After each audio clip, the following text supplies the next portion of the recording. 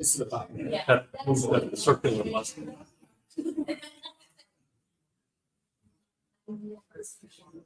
Should we start at 10 after? So like, sure.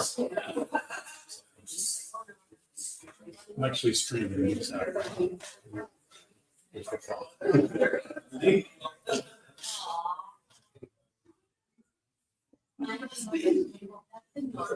Oh, wow.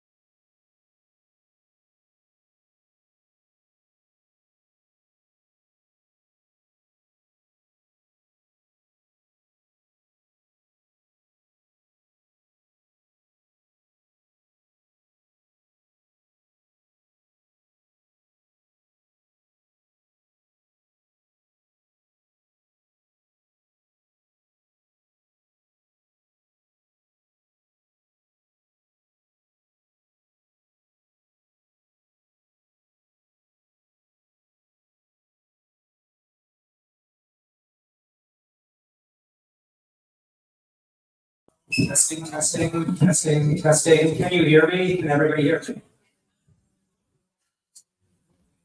Well, welcome to the Hoboken Historical Museum. My name is Danny, and I'm going to be the poet in residence here at the museum.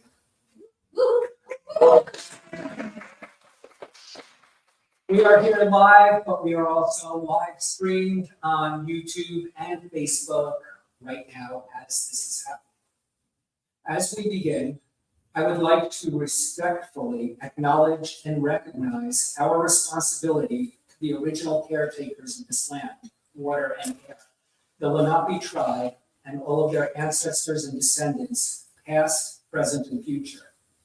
The Lenape named Hoboken, which in their language means land of the tobacco pipe or long pipe. The Lenape were promised their own sovereign state in New Jersey for fighting against the British during the American Revolution.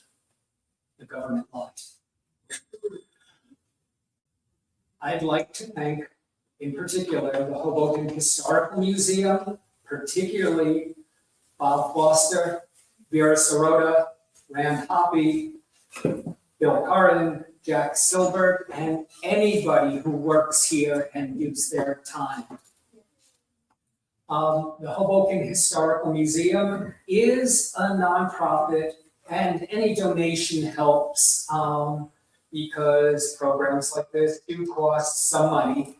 And if you're so inclined, there's a donation box right by the front door. Throw in something if you can. I'm really excited to be here because we're going to get to hear 4 outstanding poets. But I also think this is a good idea. The idea came to me one day, I think it was in September. I was walking along the waterfront. It was a Sunday, it was a nice day. And I noticed that probably the majority of people, well, not the joggers, but adults, families, children, couples, strolling along the waterfront, people of color. And they seemed happy to be here in Hoboken on a beautiful day. Many of them were speaking languages other than English. And I thought, this is the United States of America. Or maybe I thought, well, this is New Jersey. Maybe I thought, well, this is Hudson County. But what I didn't think is we've got to recognize this. I also have in mind one of my favorite books of photography, The Americans by Robert Frank, who himself was a Swiss immigrant. And the first photo in this iconic book, which was published in 1958, but I think the photos were taken in 1955, is called Parade, Hoboken. The book starts in Hoboken. And like Jack Kerouac's On the Road, like Edward Abbey's Desert Solitaire, this is where America begins for these people. My father got off a German steamship here in Hoboken in 1928, and he never looked back. And basically, he was illegal until he was legal, as it is for so many immigrants. My mother came here in 1939 at the age of 19 with her 15-year-old brother. Her first son and her parents would follow a month or so later. Because of the situation in Europe and because of American immigration policy, among other things, they never made it here, subsequently being murdered at Auschwitz. As a first-generation American, I totally understand and experience the joy and difficulties and complexities of living in an immigrant household where we are just different than those growing up around us in many ways. Well, I like to start these events with a poem, and in this case, my poem. It's called Hawk from a Handsaw. And the title comes from Hamlet, where he's trying to convince his friends, very poorly, Rosencrantz and Guildenstern, that he's not really dead. Here's the cover. My father was often at a loss for words. His name Siegfried, a source of confusion. Half his friends called him Ziggy, the other half Fred. He wasn't worse at English than your average immigrant, but he didn't speak as good as my mom, whose English wasn't so great. But still, she made fun of his accent. Da Dinks was his all-purpose catchphrase, which I realized years later after his death meant the things, when Issa, my Senegalese friend, said the same thing. Bibis was penis, Popo the butt, the boats were the neighbors, Landesman meant Jew. Music was his passion, with Sundays reserved for the record player as he conducted the symphonies of Mahler and Schumann, as Sister Susan swayed spastically to the lilting melodies of the great composers while I sat on the couch sucking my gum. My mom was more loquacious, often putting inspirational quotes, President Kennedy, Spinoza, and Bertrand Russell over the kitchen sink in an attempt to make her life as a housewife in suburban New Jersey bearable. When no one was around, she spoke to the radio. Susan, institutionalized since I was born, has a vocabulary of maybe 20 words. Pot roast, rainbow cookies, cheese, Nilla pudding, go back, Danny boy, mommy's coming. I'll never know Brother Ernst's last words, probably spoken between the train and the gas, though I know it was German. I was merciful, if mercy is a word we can use here. Carol was an English teacher, the first high school graduate in our family, the smart one. She lost her ability to speak or read the New Yorker in her final year of life. In the end, what was left to say? The prodigal son, I fancy myself a poet, probably I'm delusional, barely audible outside a small circle of friends. Words, words, words. I can't stop.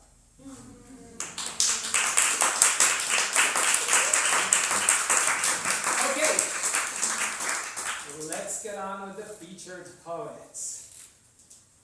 Grisel Y. Acosta is the author of Things to Pack on the Way to Everywhere, which was published by Get Fresh Books. A 2020 Andre Montoya Poetry Prize finalist. They are the editor of Latina Outsiders, Remaking Latina Identity, which features over 30 Latina contributors, and she is the creative writing editor of Chicana Latina Studies Journal. Select work Platform Review, Best American Poetry, the Fleur, Accentos Review, Quelly Journal, Red Fez, Gathering of the Tribes, Speculative Fiction for Dreamers, Speculative Fiction for Dreamers, a Latinx anthology, and the Future of Black Afrofuturism, Black comics and superhero poetry. Dr. Acosta was a panelist for NIFA, the Rasmussen Foundation Headlands Center for the Arts, and the final award reader for the Fairfield Book Prize. Recent work includes oral history interviews of Latinx folks from Chicago's Logan Square neighborhood, funded by the Mellon Foundation, and Ethnic Studies Black Race and Ethnic Studies Initiative at the City University of New York, aka CUNY. A forthcoming publication in an environmental ekphrastic anthology by Arts for the People, the Writing Lab. They are a full professor at CUNY BCC, a Macondo Fellow, a Vona alum, and Dodge Foundation poet. Let's hear it for Grisel.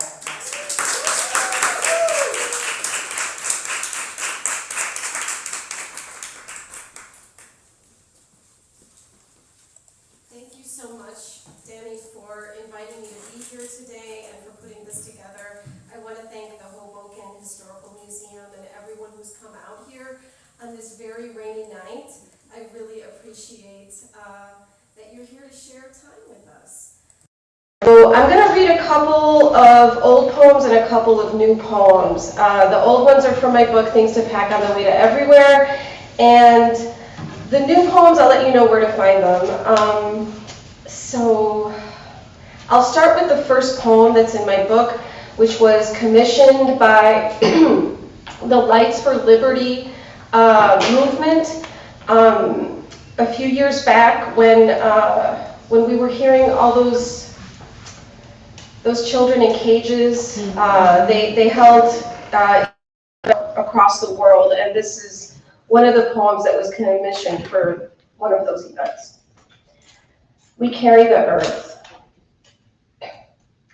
We carry the earth. We bring the harvest and lay it at an altar of bread crust, pierced gold earrings, and the bones of our firstborn.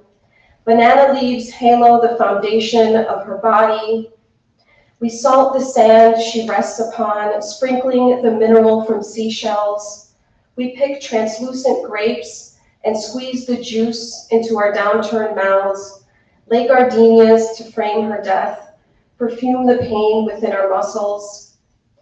You see a carcass of stone, barren of life, bleached Alsane. We see the child who ran between the saguaros and wore red matucanas in her hair.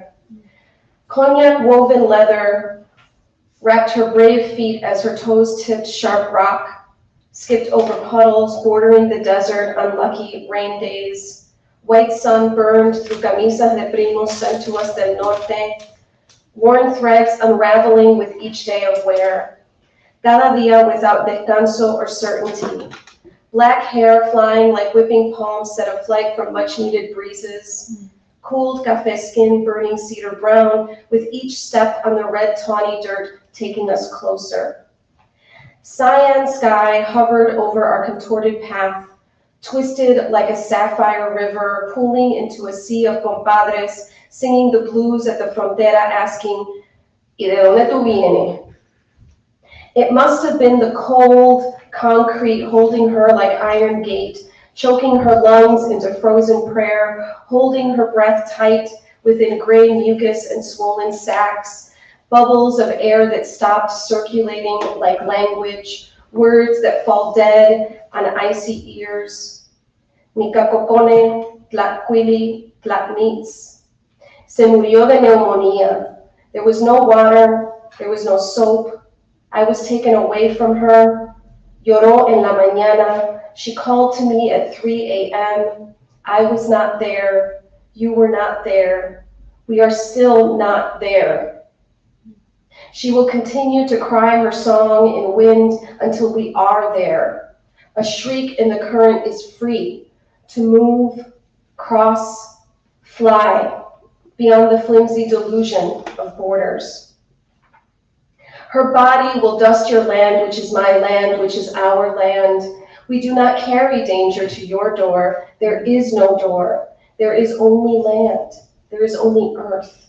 We carry this earth on our skin.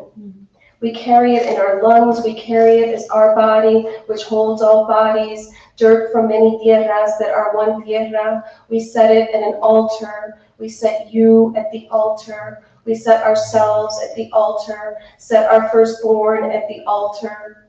See the altar. See the earth. Come carry it with us. Carry the child. Carry the family. Carry the people who are your people, who are yourselves.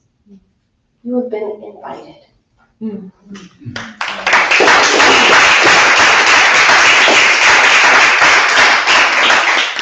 The words that are in Nahuatl in the middle of that poem, they mean dead children, tomb, and this will end. So most of my immigrant poems are kind of angry and sad, so I hope that's okay. I'm going to read another kind of philosophical one, and then we'll get into the new poems. So this is called Mother, Father, Child of the Americas. When I think of the Americas, I don't think of America. I think of both North and South America, the Caribbean. So I really am a child of all of the Americas, and this was kind of me thinking about that while in Spain. It's raining in Cancerat. Orange fruit in the trees outside my window drips sugar into the cracks of blue tiles below, a mosaic with words like Yoko Ono and Electric Boogie.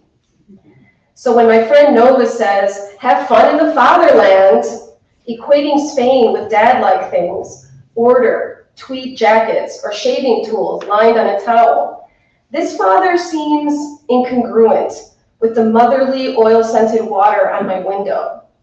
We've just come back from Montserrat, La Fenomenal mountain range with impossible trails and religious artifacts. We artists talk of the Spanish conquest, painfully attempt to reconcile the blood-moistened soils of the Americas, the mixture that made the bricks of the monastery the monks hoped would raise them up to God. How could our mother, España, treat us so cruelly? Selfish luxury abounds on the streets of Barcelona. Gold rococo, surrealist curves in glass, decadence we too now enjoy at the price of ancestral slaves. Or maybe no. Perhaps this country of cured meats and wines isn't our mother, but is our child. The true child of the Americas. A baby. Wrapped in blue seas and marble cathedrals, we fed it guavas and corn, nursed it into cheerful peace to the rhythms of the Amazon, let it suckle on the breast of rainstorms and coconut milk. We love our child, combed its hair with translucent shells, and dusted its face with sand powder. We spun its clothes with the sparkling salt of our oceans, and our jaguar taught it pride and fierceness. Oh yes. She is our child, and we raised her well, neglecting our own needs, letting our lands wither, get dusty with wrinkles and exhaustion. I know this is true because I have seen how my own mother has given herself to the point of neglect, letting her daughter shine in fancy dresses and degrees. Who gets credit for familial sacrifice? The fanciful child, so pretty in satin, o la madre que sacrifica su último kilo para que su hija tenga lo mejor del mundo. We want both the sacrificial mother and the spoiled child, don't we? Both the plain nun who forgives all our sins and the princess garbed in borrowed jewels and a sly wink. Oh, to have for one day the Americas in cloaks of royalty. But she'd never. She is la monja, who gives and gives and gives so that we will all fall in love with her hija, the bitch, who never feels guilty about wearing the diamonds of conflict.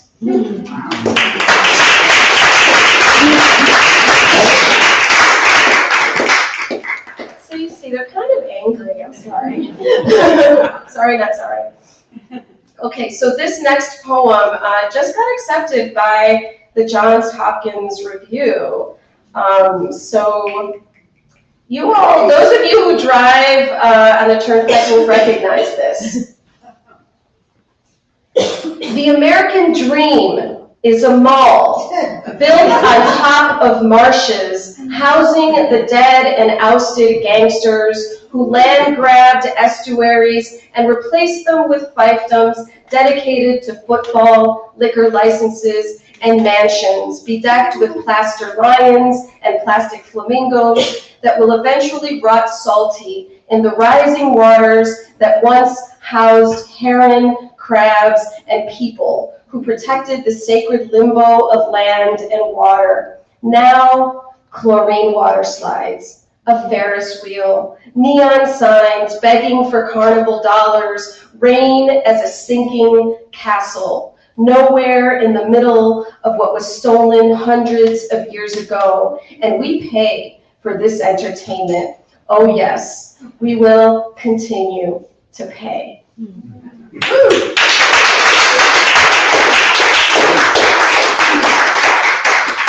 And my last poem, although I think I'm a little early, okay. All right, my next poem it has now found a home. So if you have a place for it, so it's a little spicy. All right. I'm not a huge fan of narco shows.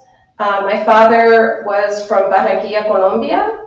My mother is Cuban, and I spent most of my life seeing people who would normally be really sweet people from my countries of origin be depicted as horrible people. So this is my response to that. The biggest narco poem ever is a poem that has piles and piles of white powder we all stuff into our faces, because that's the gluttony our movies and streaming shows insist upon. So we celebrate with our hands and our hearts, summits of ground crystals on our noses, and our sights set on 1,000 waving flags as jets spray Agent Orange in formation, annihilating the emerald mountains of Colombia without a care for the birds, rivers, humans who happen to inhabit what's maybe a coca field. Most likely it's not a coca field, but maybe it's a coffee field, and that raising of the beans just makes our lattes more expensive. Damn, drug war is such a nuisance. I mean, can't those people just stop growing what the news says they're growing? Didn't they go to college or something? Of course not. They probably live in a hut or a ditch and dive into the ocean and bite fish with their bare teeth. Teeth as white as processed coke, the short-ass druggies. Thank God for borders like scars on a face, like a sweaty, greasy face, greasy hair, and big hands to cut your throat, Colombian necktie style, severing the mind and heart, filled with rivers of darkness, weaving through the jaguar jungle, danger all around the bad hombres with big buckles as large as their mansions, with wives and daughters who are just as vicious and ignorant and conniving, all without being able to read somehow, perpetually in quinceañera frilly clothing and coifs that defy humid guava air, putting on airs because all of their gold on fingers, gold on ears, gold in incisors and molars, so much gold we left behind because cafe and nose candy took its place. These Jose's are all Jose Does. No names, because how do you name a phantom covered in snow? I don't know. Is this narco enough? What will convince you? A man in a villa with a furrowed brow? A woman in red lipstick with a machete called Grisel, a bomb under a vehicle, and a Colombiano with a German name, children who hate their parents and roll their eyes, trips to Miami where everyone buys, a haul of designer clothing, private schools in Switzerland where the heirs frighten the good white folk, mugshots on CNN or Fox or PBS, a millennia of these images every second, every day. You can't refute it with a poem about my abuela. The wall grows and grows, yet you know the whitest thing about cocaine is the gringo party person who always has a tray of it. I think I'll end there. Thank you very much.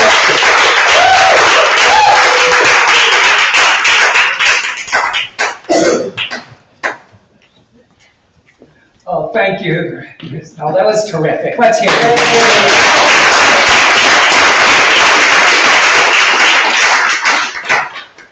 Oh, I meant to mention before, the first, 5 or 10 minutes, the slideshow, that was our poets and their families growing up and getting to this point in life.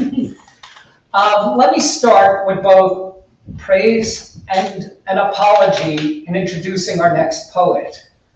I barely met Mark, but I saw him at a poetry reading in Jersey City. The name of the poetry series is WAY, which stands for We Appreciate Your Enthusiasm, which often or sometimes accompanies the rejection slip. And it happened at a very cool store in the Heights, Jersey City Heights, called Sure Things store. And I was so blown away by his poems that I instantly became a fan. I don't think I said more to him like, great poem, man, or something like that.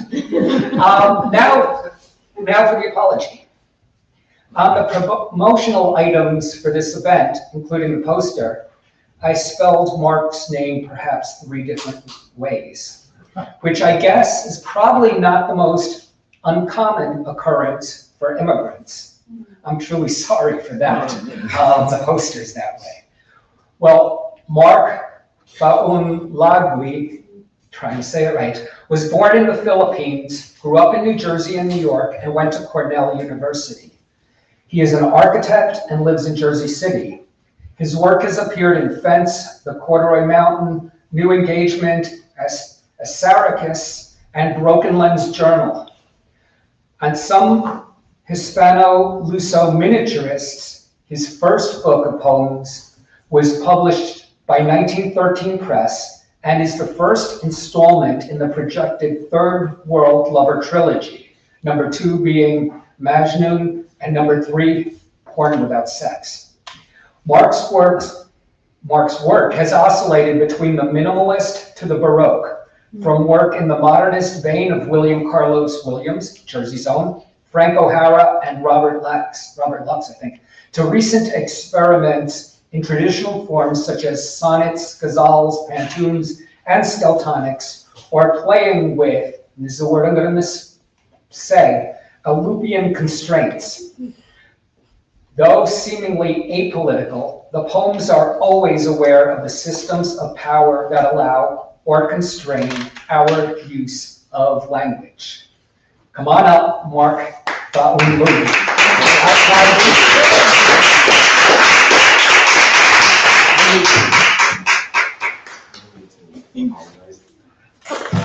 Thanks, Dan. And it's great poetry, Grisel, and I look forward to Marina's and Megha's. 15 minutes? Yes. Always like all right.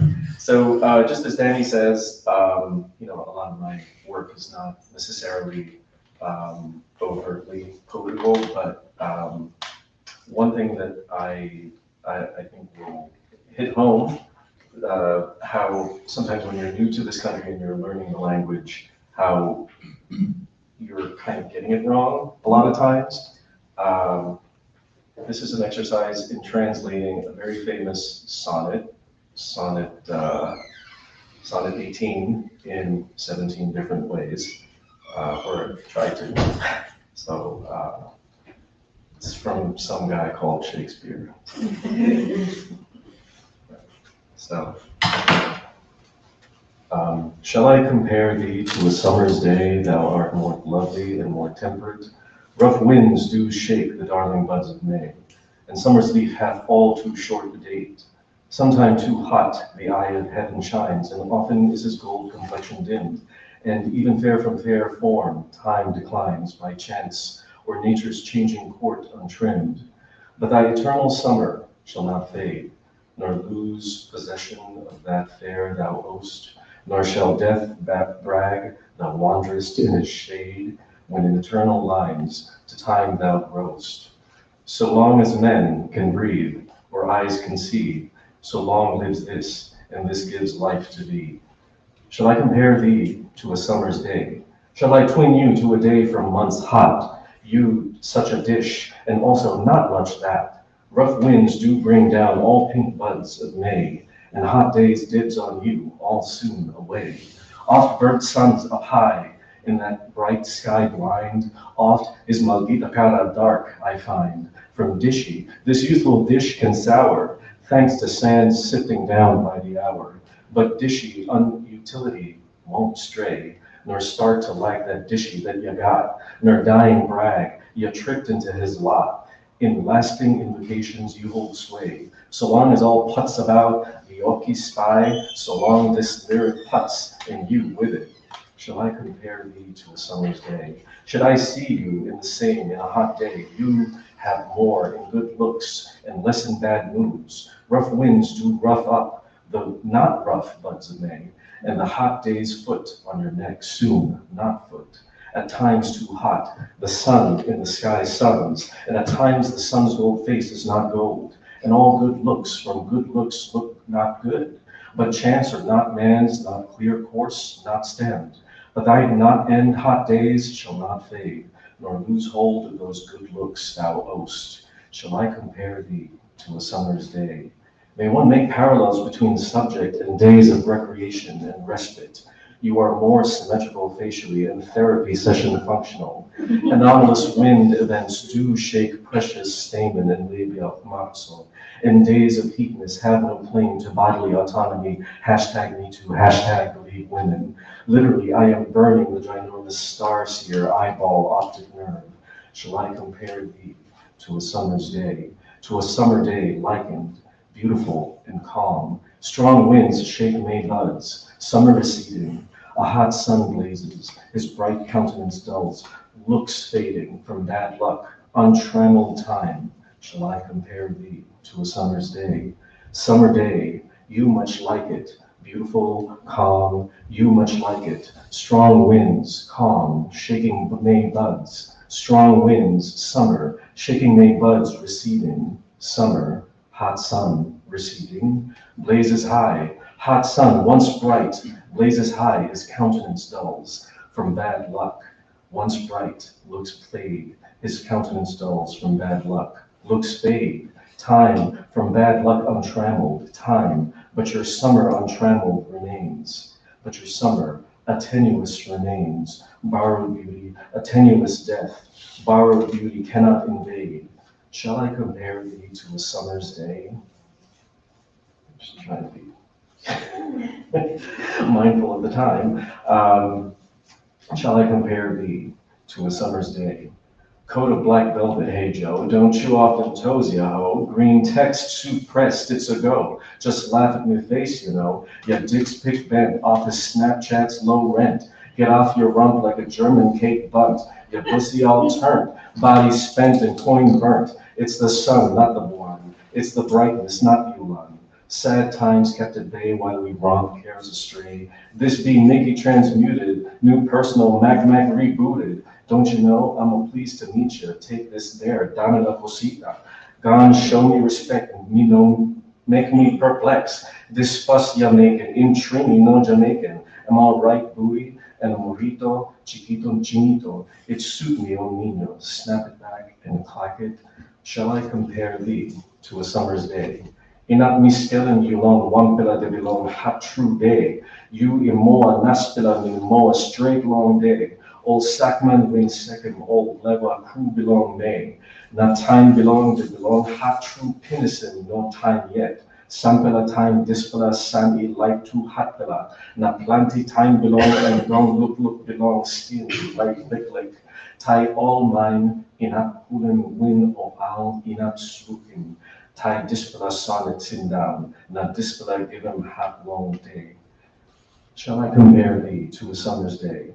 Sa hot long day, pareho ka, na beauteous at mas sweeter ka. Shall I compare thee to a summer's day? That ye to sushi hot day, more dolly than a filiomi. Butch winds barney the sush buds of May, and summer's trade like a dilly boy de tan, promise of a dodi, a charber, but more often a bona nichi. And often is this bona eat come naff and dull, and the naff degrades, loudly scapering off. Shall I compare thee to a summer's day, so long as Omi's cottage or Ogle's vada, these Woni's lines of mezzanaf, and mezzabona. Thank you.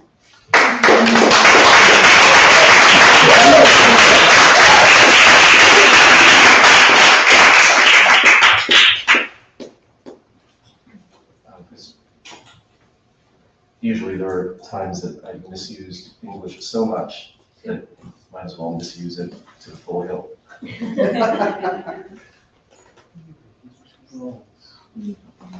So these are experiments with, as Danny had mentioned, these are experiments with very traditional overdetermined forms sometimes, like sonnets and ghazals, and it's a way of sort of bringing these kind of old-fashioned forms into the 21st century. I know that sometimes we think of sonnets, it's like, wigs and dwarves and buckled shoes, it's like, ugh. So this is a sonnet. For some upright autonomist presently mired in a flat near Exarchia, as in blocks kid built, as some amber light mellow as sun on karst, as walnut scent on fig cakes, as brown and petal fleck bite as might the cakes of mud might, so boots rent, as jumping around mud and grass, tween paver, tween blocks, tween socialist-built lugs, lumber past antenna, bug-aware, green laver, as dark as Boris skies, funk as umber, as in, but that was December, of ass slapped with baguettes, of offices broken into, of toy turtles, plastic and crass, picked up, put back from where they're beholden as some lips to a neck, 3 a.m. insomnia, just a peck.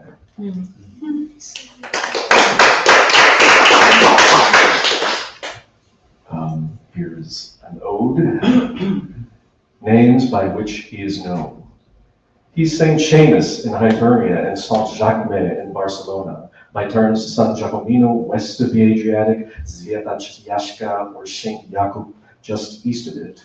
O Ius Zakis, the defender of those who are stateless, the booted traveler, the mover to further away, the wanderer lurching eastward, the one who changes name, the roaster of spring ramps, novice to clothing optional beaches, and wader of limpid pools from storm surges, the unavid settler, the one who does not settle, the settler in strange encampments, settler of troublesome accounts, you who settled my memory, idealist, uncomfortably unsettled. That settles it. This is the best coconut bacon on pizza I'm gonna ever settle for. Musher of canned peas in yellow sieves, the fetching man who fetches others, speaker in hushed voice, clear and baritone, an adjutant to his own dad and relaxant to his daddy, a relaxer to my manic, an adjutant only at times, the adjutant of lost causes, floor oppressor in bone cases, your fingers at the joint, bent,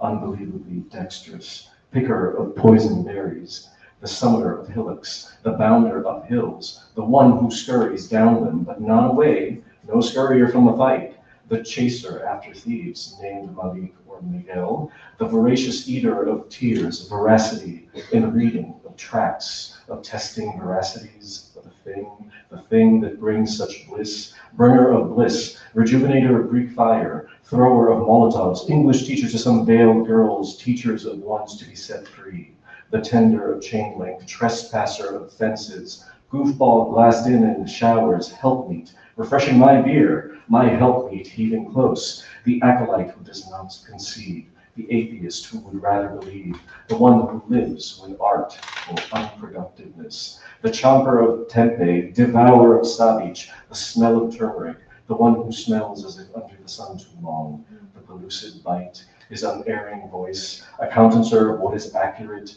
espouser of uprightness, the brightness twice in my week, the brightness displayed in his wide eyes and big strides, the brightness which you display jumping over puddles, the long-haired, the eagle-nosed, the fuzzy-lipped, the embracer, the lover who exposes his neck, the eager biter, biting back mine, the body crusher, squeezer of ribcage, skin contactor, flesh craver, sharp tonguer, ecstasy bringer, Shanyakapo, the lesser, not the lesser, not at all, lessener of unhappiness, less he isn't, less than nothing.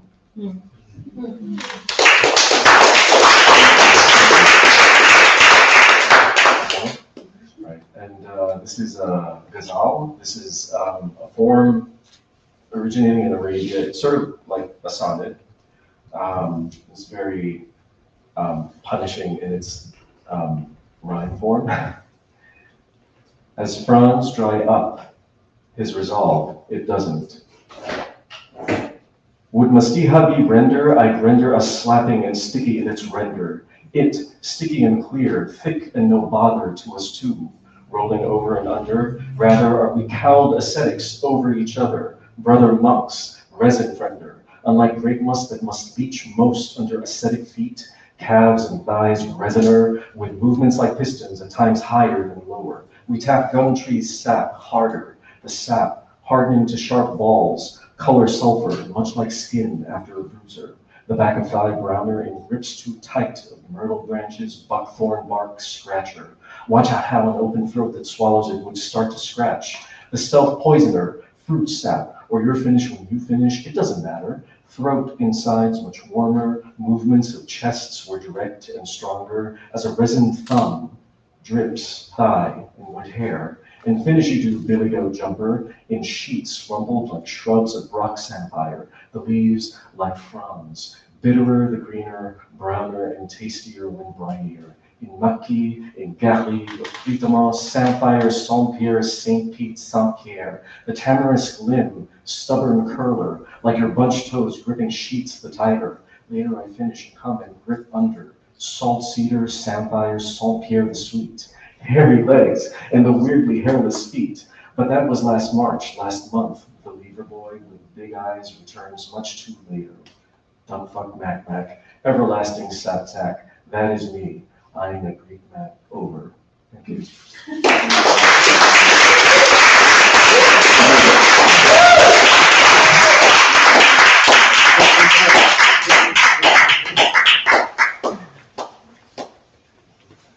That was terrific. And I listened to every word, but I also was watching and I was like, how the hell does he read that font? Yeah. I need to take my glasses out at this point. Yeah.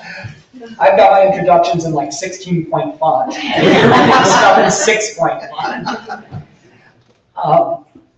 I'm really delighted to have our next, I'm delighted to have all the poets here, don't get me wrong, but Marina Careira is a queer Luso-American poet artist from Newark, New Jersey. She is the author of Cruzado, Bottle Cap Press, Tanto, Cabin Carry Press, which is an amazing book. It's really good. I know that because I read it. Save the Bathwater, Get Fresh Books, and I sing to that for Knowing It Won't Sing Back, Finishing Line Press, 2017. Bunch of books the past few years. She has exhibited her art at the Newark Museum, Morris Museum, Art Front Galleries, Monmouth University Center for the Arts, among others. You can find her on Instagram at Save the Bathwater. Let's hear it for Marina Careira.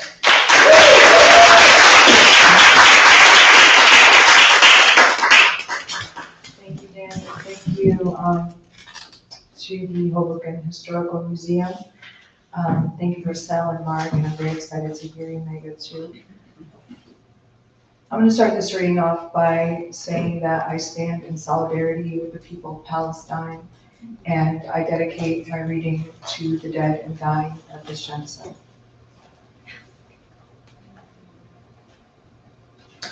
What the Water Gave Me, after Frida Kahlo's 1938 painting.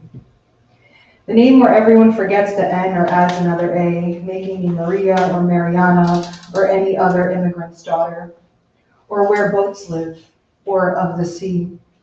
The ephemera of my grandfather, spools, needles, and tins of thread, crisply folded bills that shine like emeralds in bathwater. The twins' reflection once tinted steel against the buzzing skyline. The Dairy Queens and Bodega Kings looking for loose change on the riverbank. The dresses that never made me the woman my mother hoped for. The birds never returned to a vase cage. The respite from dark woods after dark-hearted men took what they never asked for. All the lovers I buried with beautiful lamentations. All the siblings I drowned and the one I couldn't. All the seahorses carrying my daughter's dreams. All the carnations blooming from my partner's palm. At the foot of this claw-footed haven, blood-red toes like black holes at the center of a galaxy, dazzling with fire and ice, and I dizzy in my own becoming.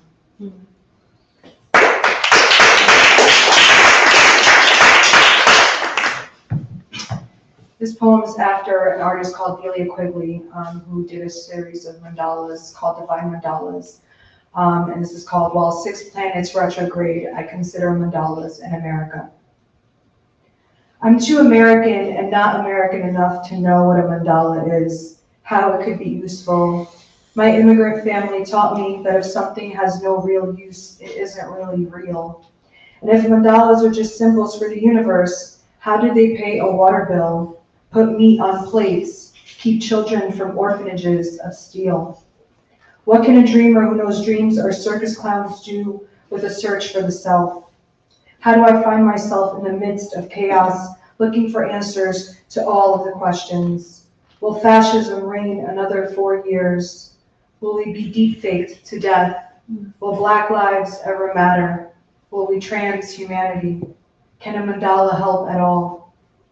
How do I explain the practicality of art to my late grandmother, who didn't come to America to raise no artist, didn't leave mother and siblings behind in a village buttoned by olive fields to work as a maid at the Ramada, freeze meat in plastic pathmark bags, walk me to and from CCD, learn good morning and bye-bye for the mailman and teacher's aides, to cook cozido and boil hot dogs, all for me to talk about mandalas, much less my pride in first-generationism, to shout off the rooftops of a page that no human is illegal, to write poems in the 2 languages she was analphabeta in. How do I explain the energy of mandalas in a prayer to my dead grandfather, who didn't come to America to raise no socialist, for there was nothing he believed in more than the American dream, who saved time, money, and bathwater to tailor suits for up-and-coming second-generation studs, hung Reagan calendars on humming refrigerators in hopes his money and Hollywood machismo would trickle down to his son, uncle who went from owning a mechanic shop to wearing a MAGA hat and pretending his niece wasn't always the kind of woman who scare men like him, the kind who knows capitalism and patriarchy are the roots of all evil. How do I convince my father of the power of mandalas? My father who didn't come to America to raise no queer, didn't leave his father's fields and tractor and shadow of his brother's white collars, his soccer buddies and hitchhiking youth to work construction in grimy tri-state cities. Under Local 472, a proud union man who paid for both his daughter's colleges without ever owning a credit card, who tells me all people are equal and should live their truth unless those truths hurt people like him, to raise a daughter who knew better than to marry a man, who knew better and married a woman. How do I tell my mother that a mandala I saw in Morristown reminded me of being her child? My mother who didn't come to America to raise no feminist, who dropped out of East Side at 15 because white folks taught her to fear books and black girls, who worked at Beat Dish Bakery and Lucy's Hair Fashion and dealt with a mother who didn't know how to mother, enabled a husband who didn't know how to be a husband, raised 2 children who didn't know that she didn't know but always blamed her for not knowing, who drowned her sorrows in telenovelas, only to have a daughter who teaches her children that the most important thing to know is you don't have to be good to be good. And I'm sure there's a mandala out there for all of them, fierce lines, bold spheres, and light waves exploding in possibility. There are divine mandalas abounding in electric blue, menstrual red, the thick yellow of August that can center me, while Mercury, Jupiter, Saturn, Uranus, Neptune, and little Pluto retrograde and show Ava and Davua, Mai, Ipai, that although I am not the woman they came to America for, I am the American woman fighting alongside immigrants like them. Because the most beautiful mandala is not the one teeming with the geometry everyone recognizes, but the one that places you inside a dialect for resistance, that reminds you an image is its own tongue.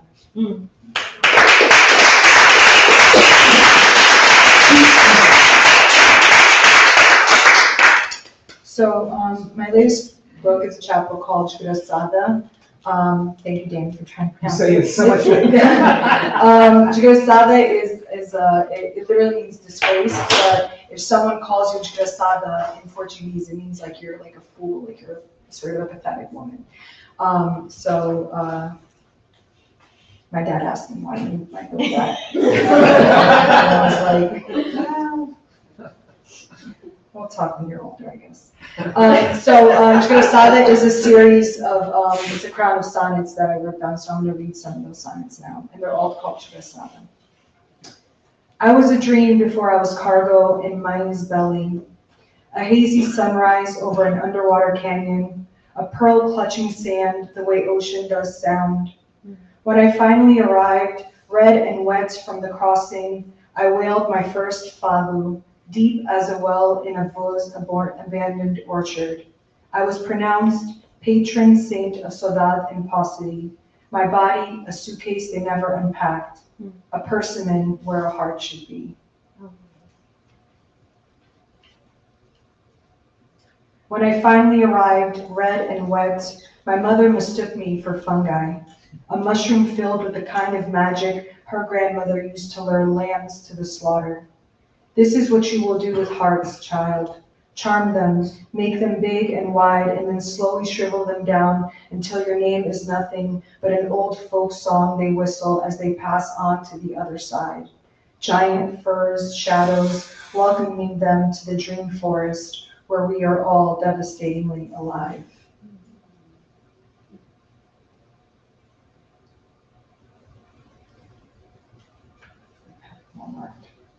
Patron saint of Saudade and paucity, Avo declared me.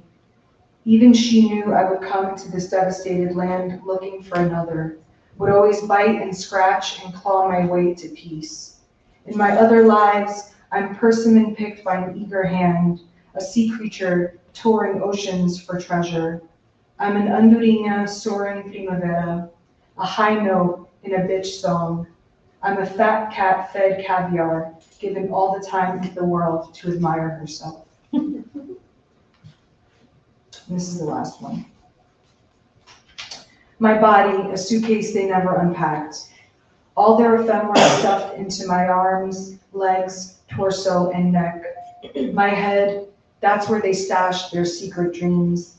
Letters and tapes, tickets and pictures, thimbles and thread, eucalyptus and olive, combs and coins, fadu and fire and clenched fists. Ava lugged me everywhere, only set me down to eat or sleep. Mom was so busy, moving nowhere fast. Daddy, a rolling stone. Ava whistled while he worked to the Brick City blues of trains hurriedly leaving Penn Station.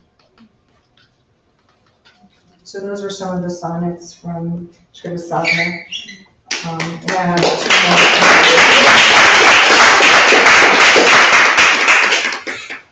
And I have two more poems, and both of them are after Mary Oliver, who's one of my favorite poets. Death is so everywhere and so entire. With these days, these hours strung together like crumbs on the backs of ants, murmured Faunlaugi in the ears of Alfama, the labyrinth you never visited or cared for. You got enough city in Newark, maze of iron and river. There are so many murals here now, you'd hardly recognize it. Intricate portraits of people who, like us, used to take the #1 bus to buy comforters at ABC, get fresh hens at Shorty's, then devour bakery sandwich cookies after with the hunger of beasts. Arts all along MacArthur Highway, memorials in bright blues and heavy oranges, white dresses and electric animalia, beautiful ghosts and graffitied gods stretching for 1.5 miles of this city that was always home when you were on earth. And I wonder how many times we walked across the highway never knowing we were getting closer to death. How many faces it takes to remind us.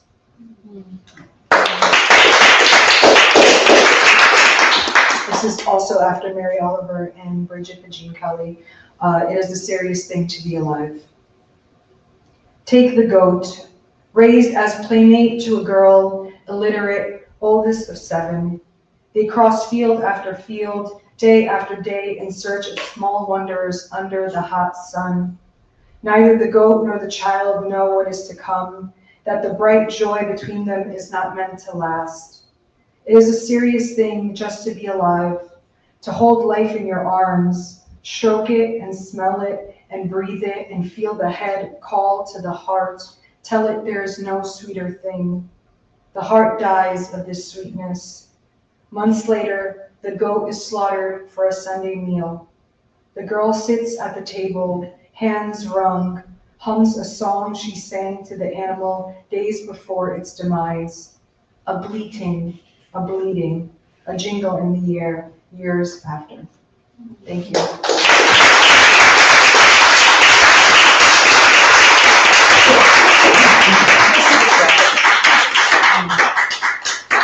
Was Chris done?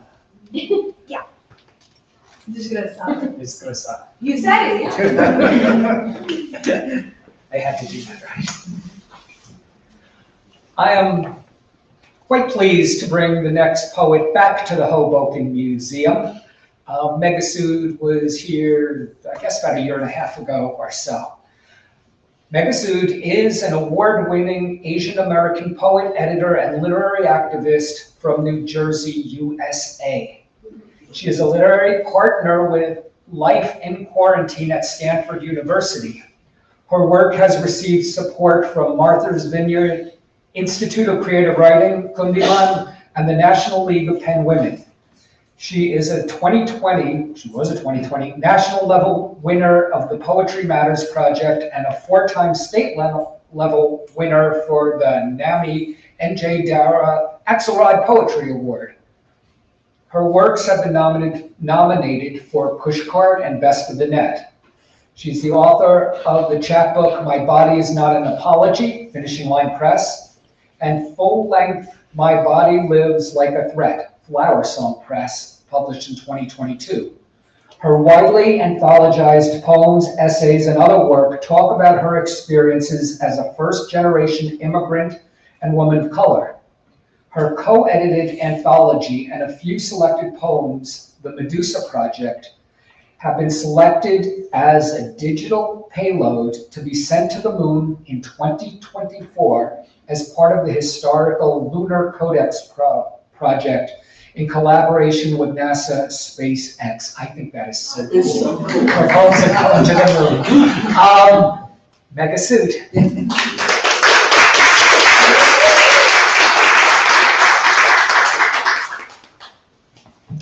Thank you everyone for coming on this rainy day, and thanks to Danny and Vera and the other staff who made this event possible. And it's a pleasure and honor to share this space with Grisel, with everyone of poets, and it's such a nice learning experience, you know, when you're reading and when you're like hearing the poems and you're like, yeah, I like that, I would try that in my poetry and I would do that. So yeah, it's always a learning experience for me. I'm learning all the time, and that's what I tell my son, who's 13-year-old, that learning never stops, whether it's poetry or any other expression of art. So today I'm going to be reading a few poems from my 4th collection of poetry, which is going to come out next year, and few of the poems from my book, which Danny just mentioned. It's My Body Lives Like a Thread, and it was published last year. So my first poem is My Identity as a First-Generation Immigrant. Empathy stems from the mouth of love, of hunger, of acceptance, an incessant desire to be known as a countryman in a town full of wonders, a land of opportunity as told by my toothy-grinned ancestors. I hear your wails in the thickness of the night, heat rising through my spine, leaving my walnut skin pocked with welts and blisters. Another day of spineless crime. Little difference does the language make if the heart is emptied out of compassion. Protection takes a different meaning when the protector starts to devour. I curl my words as your name slips and falls off my tongue, like a sin in this country built on borrowed hopes and desires, crouched and shriveled, shrinking our existence a little bit more every time. Treading the narrow streets, filled with slurs resting on forked tongues and bent spines, carrying silver-etched dreams of my ancestors with throats laced with parables of truth. Soft hands with sweet bay leaf, fragrance holding a deep sepia-tinged tattered book, carrying the love for generations. My identity, carved as a first-generation immigrant, in a land built on the calloused hands of those dreamy eyes, painted with silvery dreams of kingdoms to come.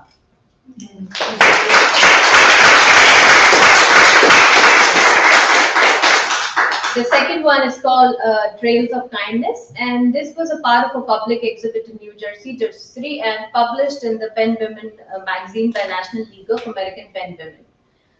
Trails of Kindness.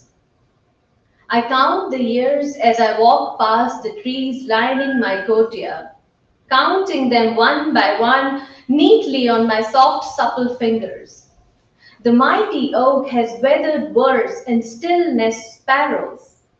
The jasmine tree, whose flower-laden shoots smiles through their fragrant arms, waves me goodbyes.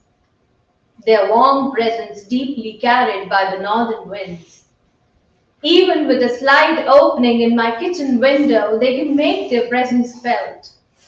What more is to this life than to count joys and blessings in the crawling lines of my mint plant that is growing and spilling joys in all directions? The new tender leaves of basil twinkling and shining through the sliver of the sunlight. Warm, supple hands of my succulents holding water as kindness in their thick leaves remind me of the frail hands of my granny combing my hair and making trails of kindness, reminding me always that kindness is a necessary gesture of acceptance, like the puny sapling breaking through the crumbling earth as it finds hope and grows through pain.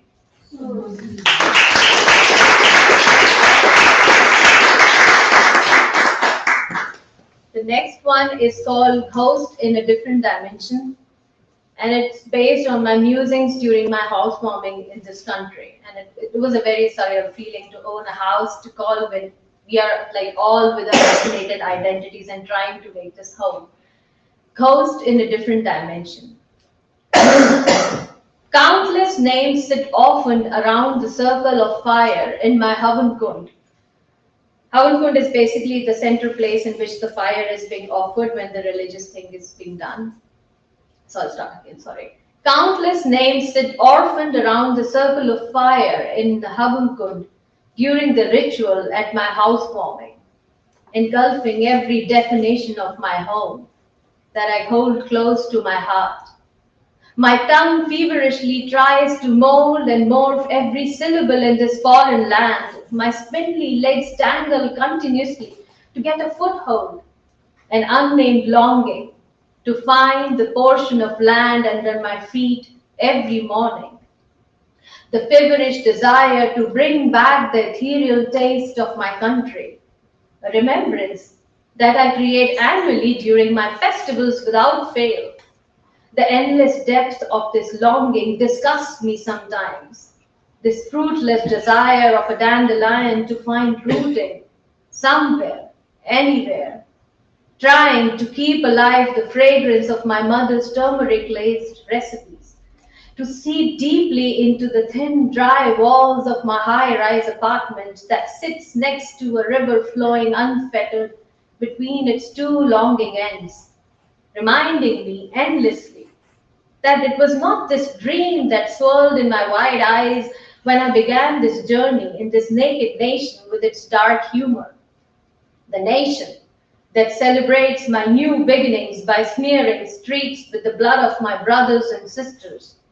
The feeling that scrapes identity from the skin of my tongue and scratches clean, warm-colored henna from my soft hands when asked every time in the cold streets by the unnamed voices to go back to where I belong.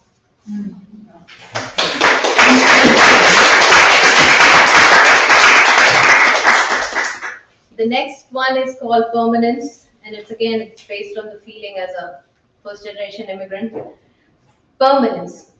Nothing is permanent, says the leaves, interred in the drenched gardens of my puny home.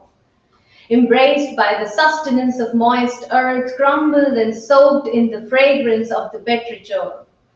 Thick cumulus straddling through the open skies, tasting its blue kindness. Love is transient.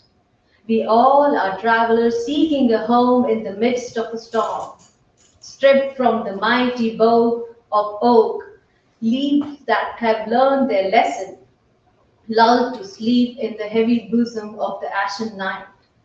Acceptance is just a fallacy, a truth deeply etched in sullen memories of those who arrived before. We fall, we all will fall, waiting for the divine moments to arrive. No one finds home ever, no matter how deep you root. Thank you. Thank you.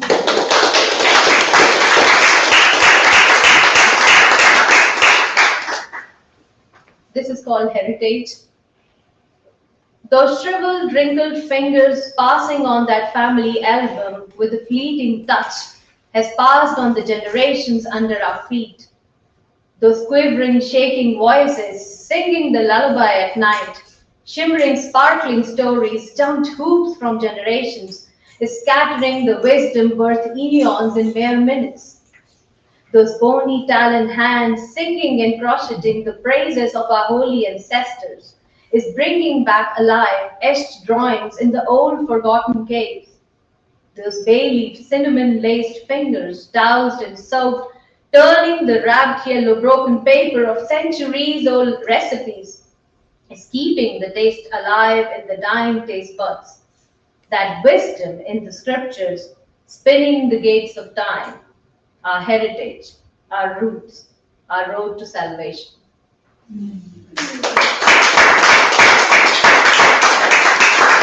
And this is called Taste of Home, and it's based on my love for mangoes, which was called the king of fruit in my country. And no matter how many mangoes I taste here, I never get the satisfaction of tasting the one back at home dipped in the buckets and eating like guzzling down. Taste of home. I ransacked my memories only to come empty-handed. The immigrant in me, for this traveler, the search never ends. I look everywhere for something good and golden that I tried to drag across the borders, tightly stuffed within the folds of my other perfumed clothes, carrying the smell of home in my suitcases, crossing the invisible lines with me. The almost familiar fragrance, something that no longer stayed with me, yet never leaves me. Like a musk deer always in search, I looked for it everywhere except inside me. The burden of responsibility tugged along with my hyphenated identity, and I keep dangling between the two akin to limbo, trying to stay true to either of them, only to get lost in translation every time. I open my mouth and my tongue turns and twists to fit the cookie cutter rules of this new world. Like a dandelion, I'm swayed by the winds, doused by the fragrance of opportunities, and by something that lies beneath the dearth of hope that the new sun brings. The sky welcomes everyone with its blue kindness. With hands laced with henna and turmeric-tainted fingers, I try to carve my own identity. I dig my teeth deeper into the flesh-juicy pulp of mangoes each summer, trying to masticate the similarities in their pith. Every mouthful of yellow nectar I gulp ends in disappointment, leaving a metallic taste of longing inside me. It turns into a shed of loneliness each time, every time. The dissimilarities overpower the experience, and I'm being left longing for more. What exactly is the taste of home? Who could tell? I stopped at every place that bears the resemblance of home, only to move to the next one. They say I'm a pessimist, still looking for love more than I deserve, still looking for home when there is none.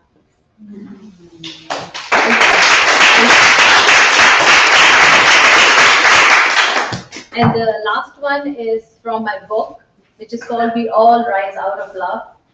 And in this world that we are living, I think love is kindness is the gesture that we feverishly need in our hearts. We all rise out of love. My tongue twists and turns, trying to fit the cookie cutter in the land unknown. The words put in my mouth like the small portions, those scores, made by warm, supple hands of my mother as I gently wait for the next one. Her fingers, always doused by the fragrance of bay leaves, turmeric tainted, the various shades as she kneads the atta and dispenses life lessons in the kitchen on a warm summer day. She taught me kindness comes from the heart, but hunger pierces a man the most.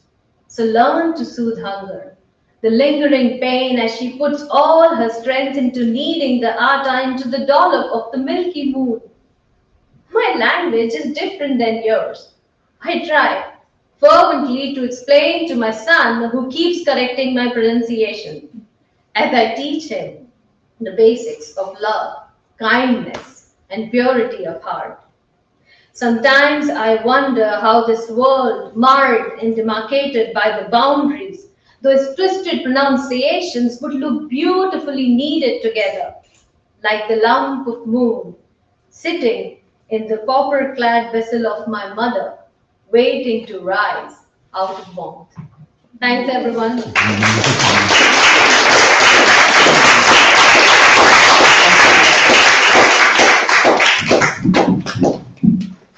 I want to thank all the poets. As Megha said, I learned a lot, but I was also taken out of myself for a little while and taken to other places, and that is so valuable. I want to thank the Hoboken Museum for having events like this, and specifically want to thank Vera Sirota and Rand Hoppy for making the show run today. Thank you. Let's have a